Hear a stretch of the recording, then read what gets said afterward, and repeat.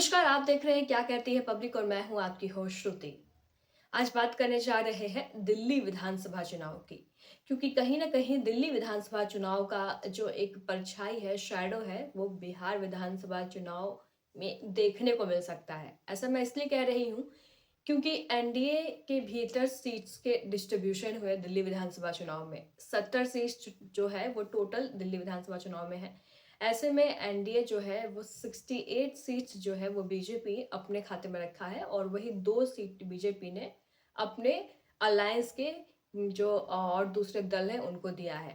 70 सीटें जो है वो ओवरऑल है। इसमें से 2 सीटें अगर बात करें तो एक सीट जदयू के पास गई है और एक सीट एलजेपी आर्यानी की रामविलास की पार्टी के पास गई है, जिसके कि मुखिया अभी चिराग पासवान है। तो एक सीट जहां जदयू के पास है, वही दूसरी सीट चिराग पासवान के पास है।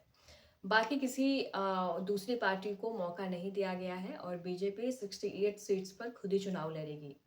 लेकिन अब बात करें तो दिल्ली विधानसभा चुनाव में जहां जदयू ने इच्छा जताई थी कि वो चुनाव लड़ना चाहते हैं, उनको मौका दिया गया है।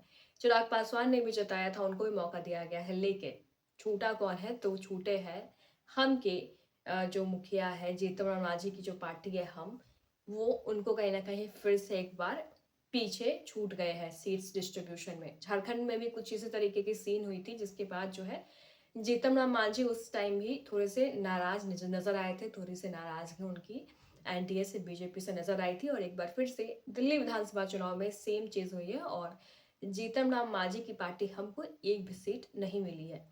अगर बात करें जदयू की, तो जदयू से जो है वो शैलेंद्र कुमार चुनाव लड़ेंगे बुरारी कॉन्स्टिट्यूंसी से। शैलेंद्र कुमार जदयू की ओर से चुनाव लड़ेंगे और दूसरी सीट जो है वो चिराग पासवान के पास है। ऐसे में जीतन राम मांझी का नाराजगी जो है अब खुले मंच से एनडीए के खिलाफ देखने को मिल रहा है। पत्रकारों से बातचीत के दौरान जीतन राम मांझी ने साफ कह दिया है कि बिहार विधानसभा चुनाव में जो है वो अपनी औकात दिखाएंगे।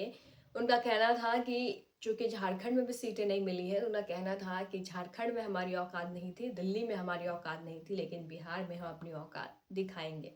तो कहीं ना कहीं इस बयान के बाद एनडीए के भीतर खलबली मच गई है और कयास लगाए जा रहे हैं। कई सारे कयास ऐसे भी लगाए जा रहे हैं कि कहीं विधानसभा चुनाव से पहले जो है वो जीतन राम मांझी अपनी रुख ना मोड़ ले, एनडीए से नाराजगी कहीं ज्यादा ना बढ़ जाए, क्योंकि उनका भी मन था कि वो भी जो है वो दिल्ली विधानसभा चुनाव में अपने कैंडिडेट्स उतारे। इससे पहले उनको एक बार झारखंड विधानसभा चुनाव में भी जो है वो डिसअपॉइंटमेंट मिल चुकी है। तो चलिए जानते हैं पूरी खबर कि आखिर ये पूरा मामला क्या है। बिहार विधानसभा चुनाव से पहले एक बार फिर से प्रदेश की सियासत गर्म हो गई है। इस बार हम के नेता और केंद्रीय मंत्री जीतन राम मांझी ने मोर्चा खोल दिया है। दिल्ली में टिकट नहीं मिलने से वह बीजेपी के खिलाफ आग बबूला हो गए हैं। उन्होंने मीडिया के सामने खुलेआम ऐसी बात कह दी है जो एनडीए के खेमे के लिए शुभ संकेत नहीं है। दरअसल दिल्ली में चिराग पासवान और नीतीश कुमार की पार्टी को भाजपा ने सीट में हिस्सेदारी दे दी, लेकिन जीतन राम मांझी को एक भी सीट नहीं मिली। अब इसके बाद सियासी संग्राम छिड़ चुका है। मीडिया से जीतन राम मांझी ने इसे लेकर सवाल पूछ दिया। फिर क्या था, जीतन राम मांझी जो है वो बुरी तरीके से गुस्सा हो गए, आग बबूला हो गए, और उन्होंने ऐसी बात कह दी कि भाजपा के लिए मुश्किलें पैदा कर सकती है। उन्होंने पूरे एनडीए के भीतर जो है वो खलबली पैदा कर दी। जीतन राम मांझी ने मीडिया से बात करते हुए कहा कि झारखंड में हमारी औकात नहीं थी, दिल्ली में भी हमारी औकात नहीं है, लेकिन बिहार में हम अपनी औकात दिखाएंगे।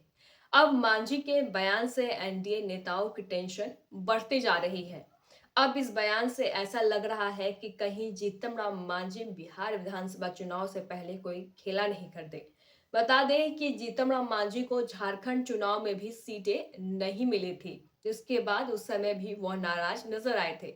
लेकिन अब उन्हें दिल्ली विधानसभा चुनाव में भी टिकट नहीं मिली तो और अधिक नाराज हो गए हैं। तो अब ये देखने वाली बात होती है कि क्या जीतन राम मांझी जो है वो सिचुएशन के से समझौता करते हैं या कोई बड़ा खेल कर सकते हैं। आपको बता दें कि दिल्ली विधानसभा चुनाव की जो वोटिंग है वो 5 फरवरी को है, और जो परिणाम है वो 8 फरवरी को आ जाएंगे। 8 फरवरी को दिल्ली में किसकी सरकार बनती है पता चल जाएगा। लेकिन इन सब के बीच एनडीए के की जो मुश्किलें हैं वो बढ़ती नजर आ रही है। आप इस पूरी खबर के बारे में क्या सोचते हैं? कमेंट करके हमें जरूर बताएं। धन्यवाद।